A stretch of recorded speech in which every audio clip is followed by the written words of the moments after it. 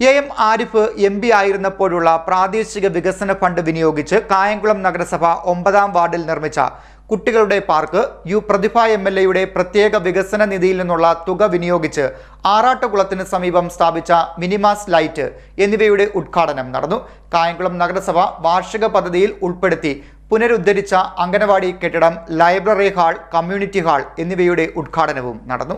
മുൻ M P advocate M ആരിഫിന്റെ പ്രാദേശിക വികസന ഫണ്ട് 2023-2024 വിനിയോഗിച്ച് കായംകുളം നഗരസഭ 9-ാം വാർഡിൽ കുട്ടികളുടെ പാർക്ക് നിർമ്മിച്ചു. ഇതോടൊപ്പം കായംകുളം എംഎൽഎ അഡ്വക്കേറ്റ് പ്രതിഭയുടെ പ്രത്യേക വികസന നിധിയിൽ നിന്നും 2 ലക്ഷം രൂപ വിനിയോഗിച്ച് ആറാട്ടുകുളത്തിന് സമീപം മിനി മാസ് ലൈറ്റ് സ്ഥാപിക്കുകയും ചെയ്തു. ഇതിന്റെ ഉദ്ഘാടനം അഡ്വക്കേറ്റ് പ്രതിഭ എംഎൽഎ നിർവഹിച്ചു. നമ്മുടെ കായംകുളം നഗരസഭ 9-ാം വാർഡിനെ സംബന്ധിച്ച് ഇന്ന് വളരെ സന്തോഷമുള്ളൊരു ദിവസമായിരുന്നു.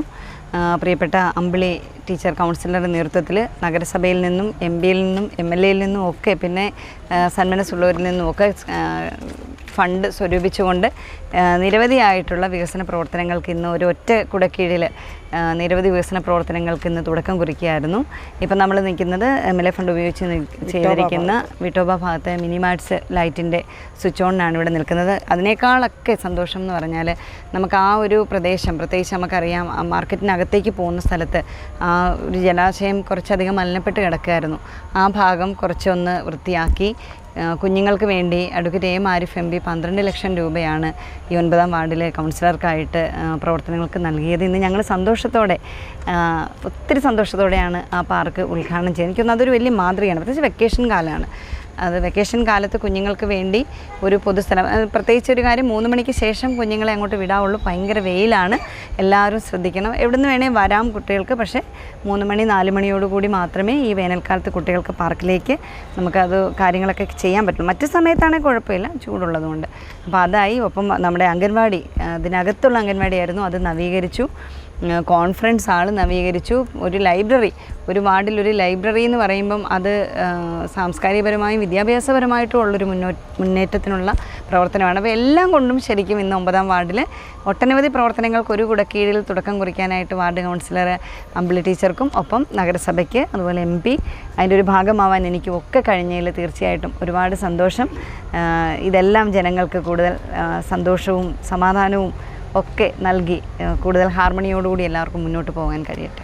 നമ്മുടെ വിട്ടോബ ഭാഗത്ത് ആറാട്ടുകുളത്തിന് സമീപം MLA ഫണ്ടിൽ നിന്ന് 2 ലക്ഷം രൂപ ചെലവഴിച്ചുകൊണ്ട് 9-ാം വാർഡിൽ തന്നെ ഇപ്പോൾ ഒരു മിനിമാർട്സ് ലൈറ്റ് ഇട്ടിരിക്കുകയാണ്. ഇപ്പോൾ അതിൻ്റെ സ്വിച്ച് ഓൺ കർമ്മം ചെയ്യും.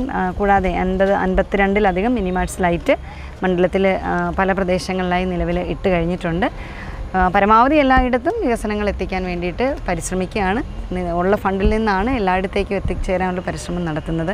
കൂടാതെ വിട്ടോബ സ്കൂളിൽ 2 ടോയ്ലറ്റ് ബ്ലോക്ക് പറഞ്ഞിരുന്നു. അതും ഗേൾസിനും ബോയ്സിനും 2 കൂട്ടർക്കും ടോയ്ലറ്റ് ബ്ലോക്ക് 10 ലക്ഷം വെച്ച് ഇപ്പോൾ ചെയ്തു കൊടുത്തിട്ടുണ്ട്. അത് ഉടനെ ഉദ്ഘാടനം ഉണ്ടാവും.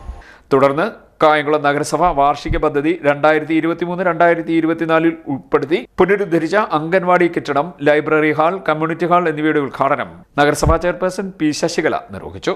Ward councillor P. K. അമ്പിളി അധ്യക്ഷയായി. നൌഷാദ് സലാം സ്വാഗതം പറഞ്ഞു.